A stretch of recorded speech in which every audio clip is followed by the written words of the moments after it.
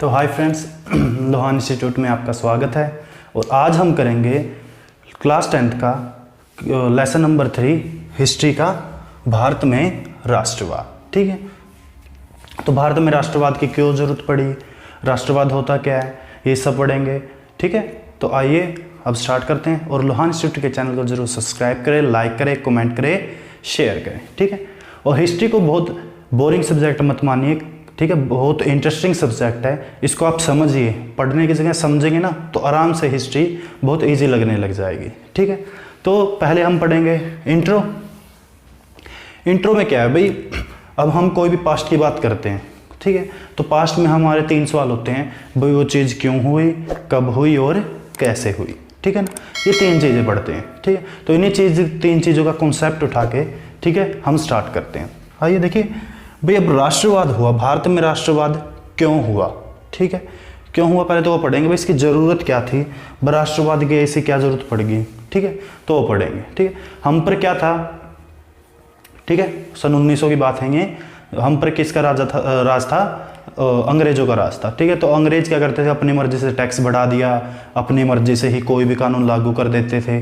ठीक है, चाहे वो जनता के लिए बुरा हो या अच्छा हो, लेकिन वो सिर्फ अपना फ़ायदा देखते थे। ठीक है, इसकी तरफ कोई ध्यान नहीं था भारत की तरफ। ठीक है, तो भारत जैसे फ्रांस में लागू हुआ राष्ट्रवाद, फिर यूरोप में हुआ, तो उनके काफ़ी इम्पैक्ट किस पर पड़े, प्रभाव हमारे देश पर भी पड़े। ठीक है, तो लोगों ने भी राष्ट्रवाद की डिमांड करना शुरू कर दिया। ठीक है, सबसे पहले राष्ट्रवाद ये नहीं था कि राष्ट्रवाद में क्या होता है, पहले तो सब लोगों को क्या लाना पड़ता है, एक साथ लाना पड़ता है। ठीक है, राष्ट्रवाद की सोच रखने वाले लोगों को, जैसे अलग अलग हमारे देश में क्या है, अलग अलग बोलियों वाले लोग हैं, अलग अलग धर्म वाले लोग हैं। ठीक है, अलग अलग स्टेट के लोग हैं, लेकिन हमारी पहचान सारी क्या है, भारतीय। ठीक है, तो ऐसे ही सबको क्या एक सूत्र में बांधना था सबसे पहले। ठीक है, लेकिन ऐसे ही क्या हुआ भाई, अलग अलग धर्म के लोग थे, अलग अलग जातियों के लोग थे, लेकिन सब क्या चाहते थे, राष्ट्रवाद चाहते थे, यानी अंग्रेजों से छुटकारा चाहते थे।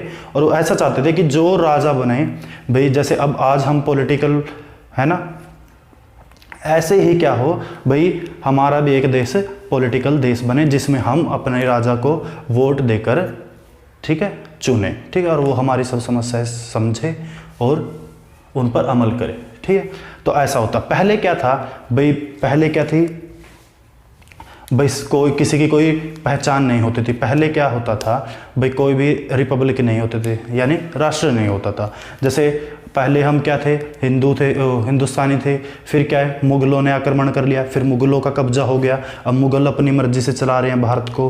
फिर अंग्रेज आए तो अंग्रेज़ों ने कब्जा कर लिया, अब अंग्रेज अपनी उससे चला रहे हैं। ठीक है, तो इंडिया के मतलब कोई कानून वगैरह जो था वो सब कुछ ज़्यादा मायने नहीं रखता था। तो इसलिए कि ये क्या चाहते थे कि भाई आगे हम पर कोई कब्जा ना कर सके।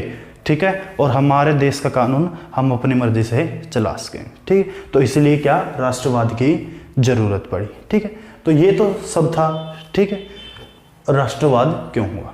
ठीक है, अब राष्ट्रवाद कैसे स्टार्ट होता है, ठीक है, अब वो पढ़ेंगे। ठीक है, तो हमारा पहला ही टॉपिक है क्या, पहला विश्व युद्ध, खिलाफत और असहयोग। ठीक है, इन सब का भाई, इन 3 चीज़ें हमारे भारत के लोगों पर, हमारे भारत पर और अंग्रेजों पर इनका क्या प्रभाव पड़ा वो पढ़ते हैं। तो आइए देखिए, पहला विश्व युद्ध के प्रभाव। ठीक है, पहले विश्व युद्ध के भारत पर क्या प्रभाव पड़े। देखिए, पहले विश्व युद्ध में भारत तो लड़ नहीं रहा था। ठीक है, फिर भी पहले विश्व युद्ध के क्या पड़ते हैं, प्रभाव पड़ते हैं किस पर, भारत पर। क्या क्या प्रभाव पड़ते हैं, अब देखिए, हम किसकी कॉलोनी थे, इंग्लैंड की कॉलोनी थे। कॉलोनी समझाइए, कॉलोनी ये नहीं होता कि कोई मोहल्ला हो गया, ये हो गया। ठीक है, कॉलोनियाँ क्या होती है, जैसे हम किसके गुलाम थे, इंग्लैंड के थे। ठीक है, तो हम किसके कॉलोनी हो गए, इंग्लैंड की कॉलोनी हो गई। ठीक है, मान लो कोई देश है और वो आसपास के लगभग काफ़ी देशों पर क्या कर रहा है, वो कब्जा कर रखा है, उनको गुलाम बना रखा है, तो वो सभी देश उसकी क्या हो गए, कॉलोनी हो गए। ठीक है, तो ऐसे ही हम किसकी कॉलोनी थे, इंग्लैंड की। इंग्लैंड क्या कर रहा था, इंग्लैंड विश्व युद्ध में लड़ रहा था। ठीक है ना, तो अब हम किसके गुलाम थे, इंग्लैंड के गुलाम थे। ठीक है, तो वो इंग्लैंड क्या कर रहा था, हम पर टैक्स बढ़ा दिया, वो सब कैसे होता है। देखिए, पहले विश्व युद्ध में होता है, अब इंग्लैंड लड़ रहा है तो क्या होता है, पहला ही पॉइंट, नई आर्थिक व राजनीतिक स्थिति पैदा हो जाती है। ठीक है भाई, कहने का मतलब अब विश्व युद्ध में लड़ रहे हैं इंग्लैंड। ठीक है, तो क्या हो रहा है वहाँ पर सिपाही भेजे जा रहे हैं, ठीक है। दूसरा, ठीक है, खर्चा बहुत हो रहा है, तो उसके कारण क्या है, नई आर्थिक स्थिति लागू पैदा होती है, ठीक है। रक्षा व्यय में क्या भारी इजाफा हो जाता है, खर्चे हो जाते हैं। भाई कैसे, अब रक्षा व्यय, अब इतना विश्व युद्ध आते हैं, विश्व युद्ध में ये तो है नहीं कि आप एक देश से लड़ रहे हैं, इतने देशों से लड़ रहे हैं, ठीक है। तो उसमें क्या होता है, बाहरी खर्चा होता है। तो इंग्लैंड क्या करता है, अपने खर्चों को पूरा करने के लिए, ठीक है, तो वो क्या करता है, इंडिया पर करों में क्या कर देता है, वृद्धि कर देता है, सीमा शुल्क बढ़ा देता है, ठीक है। भाई क्या होता है, जो हमारे किसान होते हैं या इंडिया के सभी लोगों पर क्या कर देते हैं, करों में वृद्धि कर देते हैं, टैक्स बढ़ा देते हैं, ठीक है ना। और सीमा शुल्क बढ़ा देता है। जैसे कोई व्यापारी है, उसको कहीं दूसरी जगह पे व्यापार करना है, तो उसको व्यापार करने के लिए भी क्या करना पड़ेगा, सीमा शुल्क देना पड़ेगा। सीमा शुल्क भी क्या बहुत ज़्यादा बढ़ा दिया जाता है, ठीक है। तो देखिए ऐसे ऐसे करते बढ़ता जा रहा है, टैक्स चलते जा रहे हैं। तो पहला विश्व युद्ध वैसे कब स्टार्ट होता है, 1914 से 1918 तक चलता है, ठीक है। तो इन 4 सालों में क्या क्या प्रभाव पड़ेंगे वो देखते हैं। तो फिर क्या होता है, 1913 से लेकर 1918 तक, ठीक है, मतलब विश्व युद्ध खत्म होने तक कीमतें क्या हो जाती हैं, बहुत ज़्यादा दुगनी हो जाती हैं, बहुत ज़्यादा दुगनी। जैसे आज ये पेन 20 रुपये का है मार्कर, तो आने वाले टाइम में क्या हो जाएगा, 40 रुपये का हो जाता है, ठीक है। ऐसे मतलब इनकम तो है नहीं और सामान क्या हो रहे हैं, दुगने हो रहे हैं, उनके रेट दुगने हो रहे हैं, ठीक है। तो ऐसे क्या हो रहा है, आम लोगों पर उसका क्या पड़ रहा है, बहुत ज़्यादा बुरा प्रभाव पड़ रहा है, उनकी फैमिली पर भी, ठीक है ना। तो ऐसे अब गरीब आदमी कहाँ से करेगा ये सब, ठीक। तो देखिए कीमतें दुगनी हो जाती हैं, फिर क्या करते हैं वो, जबरन सिपाही भर्ती, ठीक है, इंडिया में आते हैं। अब वो उनके सिपाही को कम यूज़ करते हैं वो, ताकि उनके लोग ना मारे जाएं, और हमारे देश से क्या करते हैं, सिपाहियों को भर भर के ज़बरदस्ती सेना में भर्ती करके और इंग्लैंड ले जाते हैं और वहाँ पर लड़वाते हैं, ठीक है। हमारे जितने भी नौजवान हैं उनको भरते हैं और जहाज़ के द्वारा ले जाते हैं और वहाँ पे प्रथम विश्व युद्ध में लड़वाते हैं, ठीक है। जबरन भर्ती करने लग गए थे। तो एक और क्या कारण होता है कि फसल क्या हो जाती है, खराब हो जाती है। अब देखिए भारत पर इतना सब कुछ हो रहा है, कीमतें दुगनी हो रही हैं, करों को भी बढ़ा दिया है, ठीक है। अब क्या हो रहा है, फसल भी क्या हो जाती है हमारी, खराब हो जाती है, ठीक है। अब फसल खराब हो गई, ठीक है, तो इससे क्या हो जाता है, खाद्य पदार्थों का अभाव, मतलब खाने की चीज़ें में भी क्या हो जाती है, कमी आ जाती है, ठीक है ना। जिससे किसानों पर और पूरे देश पर क्या पड़ता है, इस चीज़ का बहुत ज़्यादा बुरा प्रभाव पड़ता है, ठीक है। फिर क्या होता है, बीमारी फैल जाती है। जैसे आज के टाइम पे क्या फैला हुआ है, कोरोना फैला हुआ है। उस टाइम पे क्या फैलता है, प्लेग फैल जाता है, जिसके कारण लगभग, ठीक है, 120 से 130 लोग क्या मारे जाते हैं, ठीक है। तो इतना सब कुछ हो जाता है, ठीक है, पहले विश्व युद्ध के कारण, ठीक है, हम पर इतना ज़्यादा बुरा प्रभाव पड़ता है, ठीक। जिससे लोगों को में क्या हो जाता है, अंग्रेजी खिलाफ के क्या हो जाते हैं, वो विरोध हो जाते हैं, ठीक है। और वो किसकी डिमांड करने लगते हैं, फिर राष्ट्रवाद के, ठीक है। तो इन सब में चलते चलते 1915 में क्या होता है, एक नया नेता आता है, ठीक है, नया नेता। उस नए नेता के बारे में हम नेक्स्ट चैप्टर में पढ़ेंगे, ठीक है। होप आपको इतना समझ आया होगा कि भारत पर पहले विश्व युद्ध के क्या प्रभाव पड़ते हैं, ठीक है। भाई स्टार्टिंग कहाँ से होती है, विश्व युद्ध से स्टार्ट हो जाता है सिस्टम, पहले विश्व युद्ध से, राष्ट्रवाद की डिमांड का। भाई लोग इतने ज़्यादा परेशान हो जाते हैं कि उनको क्या करना पड़ता है, अंग्रेजों के खिलाफ बगावत करने स्टार्ट कर तो पहले भी रहे थे, लेकिन अब क्या होगा, अब चरम सीमा पर चलेंगे सब, ठीक है ना। अब मतलब बस हो जाती है भारतीयों की, और बस वो चाहते हैं कि अंग्रेज यहाँ से निकल जाएं, ठीक है। तो अब नया नेता आता है, और वो नया नेता कौन होता है, महात्मा गांधी। तो नेक्स्ट लेक्चर में उसके बारे में पढ़ेंगे। धन्यवाद।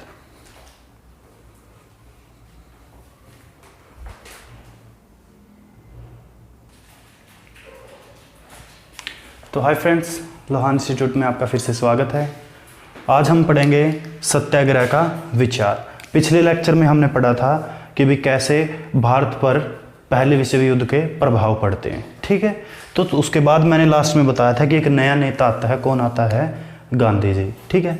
तो वो गांधी जी जब भारत आते हैं तो वो क्या आते तो 1915 में, ठीक है। और कहाँ से आते हैं, दक्षिण अफ्रीका से, अफ्रीका से, और वहाँ पे वो उन्होंने क्या चलाया हुआ था, सत्याग्रह, एक आंदोलन चलाया था। तो वहाँ पे क्या, वहाँ पे उनकी सरकार के खिलाफ, वहाँ दक्षिण अफ्रीका में क्या होता है कि रंग का भेदभाव किया जाता है। जैसे जो काले रंग के हैं उनको निम्न जाति का समझा जाता है, और जो गोरे रंग के हैं उनको, ठीक है, ऊपर जाति का समझा जाता है। तो वहाँ पे भी उन्होंने आंदोलन चलाया, और वहाँ पे भी वो क्या रहे, सफल रहे। ठीक है, नक्सल भेदियों के खिलाफ चलाया था वो आंदोलन। ठीक है, तो देखिए भारत आते हैं 1915 में। ठीक है, और लगभग वो स्थिति देखते हैं 1916 में, घूमते हैं भारत में कि भाई भारत के अंदर क्या क्या हो रहा है।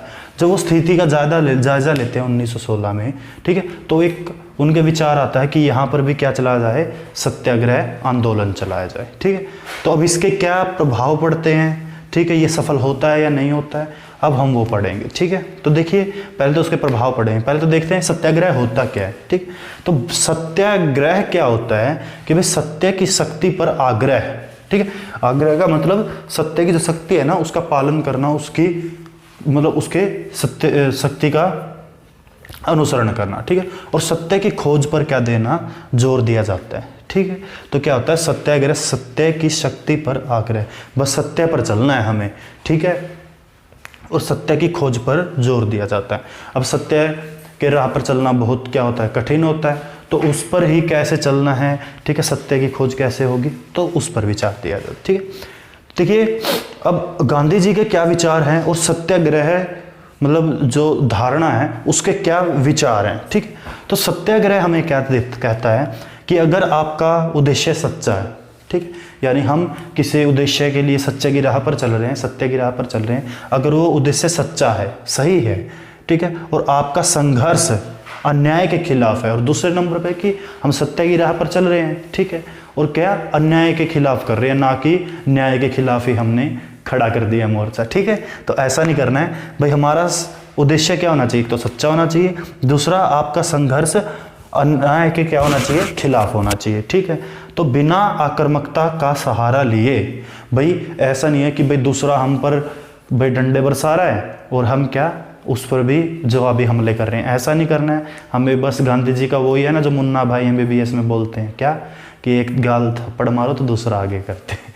ठीक है, तो ऐसा कुछ नहीं करना है। ठीक है, तो बिना आक्रामकता का सहारा लिए अहिंसा के सहारे भी अपने संघर्ष में क्या सफल हुआ जा सकता है, यानी हम किसी को नुकसान ना पहुंचाए, सत्य के राह पर चलें। ठीक है, तो हम भी क्या बिना मतलब किसी को नुकसान पहुंचाए भी हमारे संघर्ष में क्या हो सकते हैं, सफल हो सकते हैं। ये है सत्याग्रह के विचारधारा। ठीक है, और अब हम पढ़ाएं जैसे वो घूम रहे थे तो सबसे पहले वो जाते हैं बिहार में, कहाँ, चंपारण 1916 में।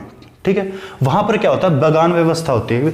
उस समय क्या चल रहा होता है कि पूरे यूरोप में है ना, अंग्रेज देश से यूरोप, ठीक है, बाहर विदेशों में नील की क्या हो जाती है, बहुत ज़्यादा क्या बढ़ जाती है, डिमांड बढ़ जाती है। ठीक है, डिमांड बढ़ जाती है तो अंग्रेज क्या करते हैं, जबरन हमारे किसानों से, बिहार के किसानों से क्या करवाते हैं, बहुत ज़्यादा जबरन नील की खेती करवाते हैं। नील की खेती का ये नुकसान होता है कि अगर वो एक बार कर दी तो मिट्टी की उपजाऊ शक्ति क्या कर देते हैं, बहुत कम कर देती है, यानी बंजर बना देती है भूमि को। अगर दूसरी बार उस पर कोई फसल बोने लगे तो हम फसल नहीं बो सकते। ठीक है, बहुत ही कम मात्रा में पैदा होगी। ठीक है, तो वो जबरन क्या करवा रहे थे, अंग्रेज हमारे से नील की खेती करवा रहे थे।